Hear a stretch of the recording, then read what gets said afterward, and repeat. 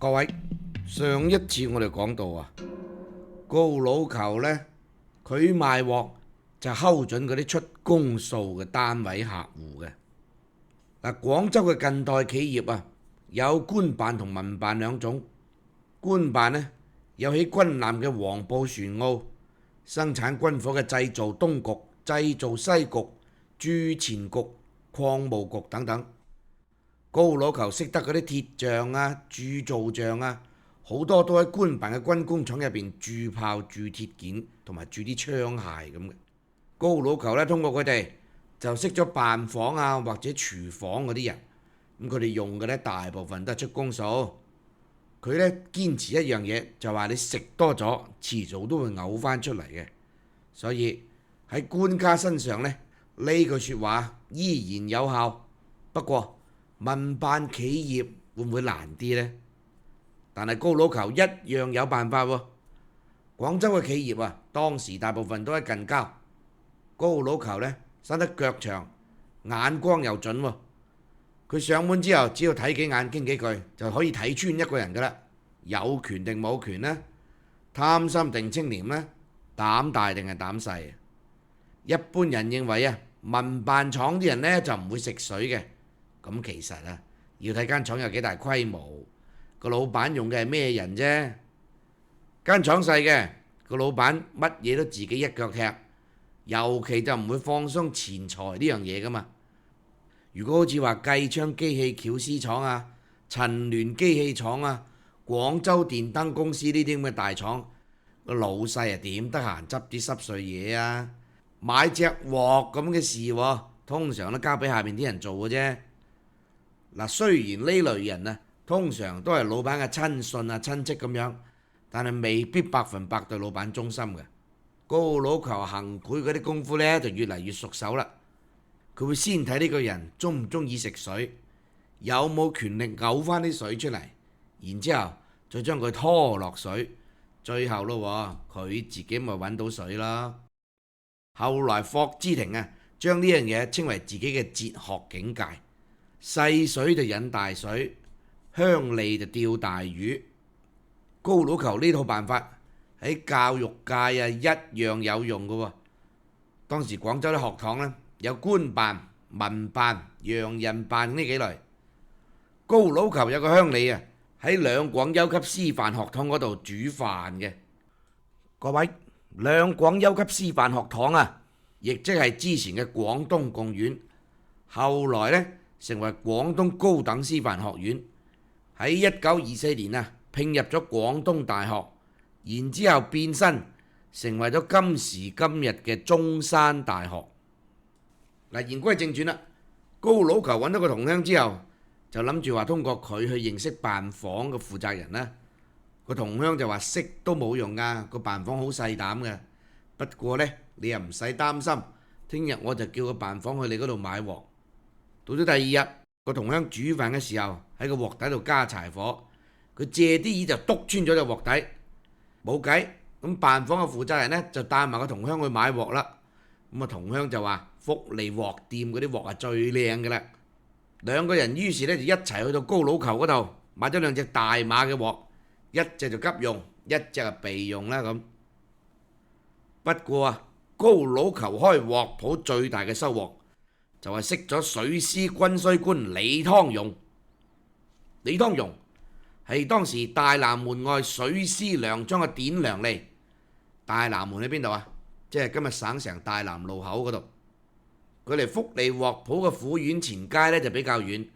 李湯容啊，點會自己走嚟福利鋪度買鑊啊？大南門外嘅江邊啊，官家嘅糧倉呢，大部分都喺嗰度嘅。咁啊，高佬球啊去廣州府糧倉推銷食白果，跟住呢就坐咗喺大南門嘅茶樓嗰度一個人飲悶茶啦。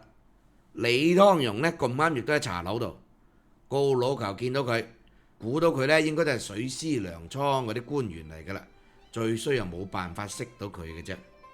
咁啱李湯容呢飲完茶準備埋單啦，佢一摸啊，原來冇帶銅錢出嚟，佢就叫個堂官記帳啦咁。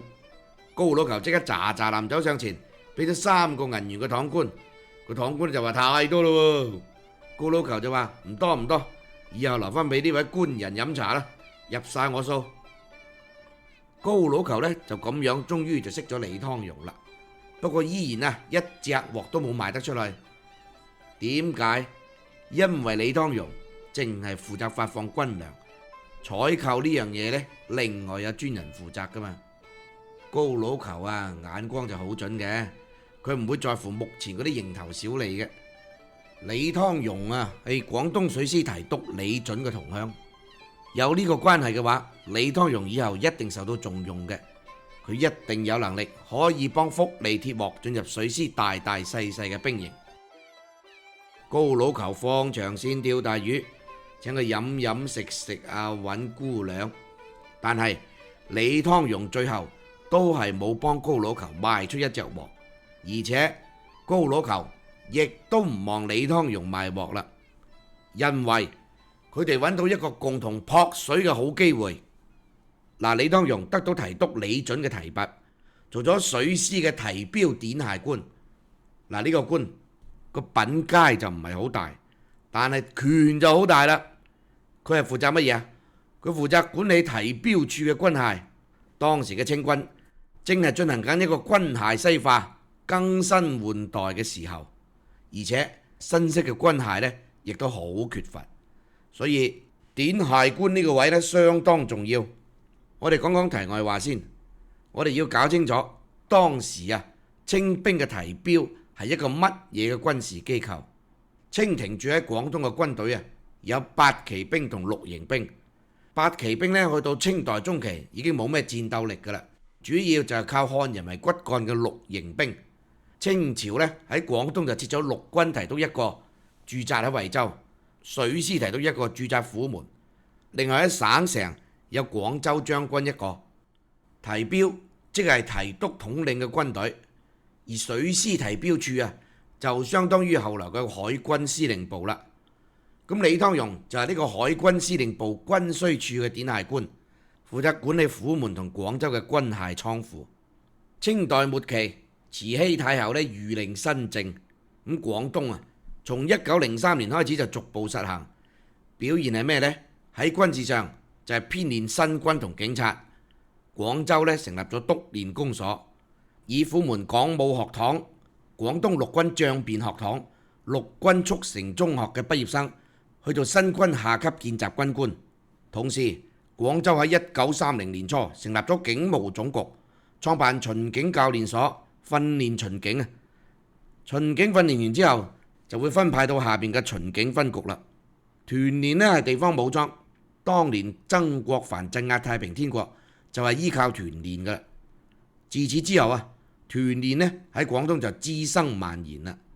美其名曰就係避役抵禦西方列強，實際上已經演變成為地方豪強嘅勢力啦。舊式兵器就逐步淘汰新式嘅軍械就開始吃香啦噃。廣東嘅水陸清軍由第一次鴉片戰爭開始就已經開始更新裝備，咁到咗呢個時候，佢哋嘅武器都可以叫做先進，而且儲備都好充足。真正缺乏軍械嘅就係新軍巡警，特別係無名無份嘅團練添。水師嘅軍械倉積存咗大量嘅淘汰或者係報廢嘅軍械。按照規定報廢嘅軍械必須賣俾廣州嘅兵工廠回爐嘅。李湯榮同高老球叻仔啦，設計咗一套完美嘅方案。由高老球揾船去裝嗰啲舊嘅軍械先，李湯榮派出親信去押運。隻船唔係駛去兵工廠，而係去咗佛山裏水。因為有軍械倉嘅放行證，又有水師嘅兵喺度押運一路都順風順水嘅。同一時間高老球就另外揾船送啲爛銅爛鐵去到兵工廠。佢事先已經收買咗兵工廠嗰啲驗貨員噶啦。咁個驗貨員照單咪收晒嗰啲爛銅爛鐵啦，簽個名搞掂，關人鬼事。高老球調包之後買翻嚟嗰啲淘汰嘅槍械就唔係完全係報廢嘅，入邊好多零件都係好地地冇事嘅。喺佛山民間就好多軍械匠，一係就喺廣州嘅兵工廠退休，一係就喺香港嘅英軍軍械廠入邊做過嘢。咁無論係中國嘅土炮啊、火藥槍啊，定係歐式嘅鋼炮、來福槍等等，全部熄淨。除咗好新式嘅炮筒、槍管之外，一般嘅零部件呢，佛山呢啲能工巧匠啊，全部都可以仿製出嚟嘅。高老球將啲軍械修復修理之後呢，就賣晒俾新軍、巡警同埋團練佢哋啦。賺到嗰嚿錢啊，高老球堅持李湯榮分大份。高老球醒就醒在呢度啦，佢明白啊，李湯榮如果唔係食大份嘅話，佢唔會同你搏嘅。嗱，高老球呢條計呢，就將李湯榮呢綁到實一實啦。李湯榮食大咗個胃口，膽就跟住大咯喎。佢竟然將淘汰嗰啲軍械呢，全部拆散話報廢咋，當啲爛銅爛鐵賣俾高老球。高老球都唔需要點樣仿造啦，直頭冚翻好佢，搽翻啲機油，新嘅一樣。李湯榮就揾到盆滿缽滿，高老球呢亦都賺到開行，揞住嘴笑。嗱，販賣軍火啊，就為霍之庭賺到佢生平真正嘅第一桶金。嗱，佢兩條友呢，雖然就貪得無厭，但係呢都係識時務嘅。清政府最初編練新軍啊，目的就係為咗鞏固統治。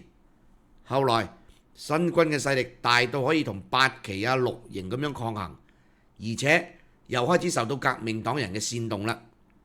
反清嘅思想呢，就喺部分新軍入邊開始蔓延啦。呢種情況喺資產階級革命嘅發源地廣東呢，特別犀利嘅。新軍同舊軍嘅矛盾呢，就一日一日咁加深啦。去到1910年2月，同盟會會員魏影典策動，新軍3000幾人喺廣州嘅城郊起義，向省府進軍啦。一路去到橫枝江，就俾水師提督李準截住，起義失敗，魏影典就犧牲。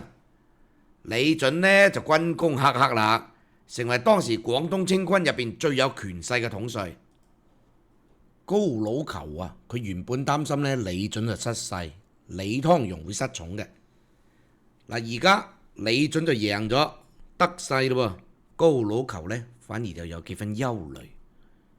佢見到新軍舊軍嗰啲矛盾呢越嚟越深，佢又私底下變相將啲軍械賣俾新軍。喂，要殺頭凌遲嘅喎。李湯榮聽到高老球嘅分析呢，覺得都好有道理。兩個人呢見好就收，按兵不動。嗱，到咗第2年，即係1911年，孫中山、黃興、趙升、胡漢民佢哋幾個呢密謀策劃廣州起義。4月24號，兩廣總督張鳴瓊知道孫中山先生佢哋準備起義，秘密就調咗水陸清軍過嚟廣州，仲諗住呢收繳新軍嘅軍械嘅。嗱，呢種情況之下呢，黃興啊，佢決定喺27號馬上起義，帶兵向兩廣總督府進軍嘅。但係28號，李準就率領水師陸戰部隊戰勝，李準呢再次聲名大噪，同盟會啊就將李準視為新軍嘅死敵。呢一年嘅8月13號，黃興派出同盟會敢死隊員喺廣州嘅雙門底呢就混入喺啲人群入邊。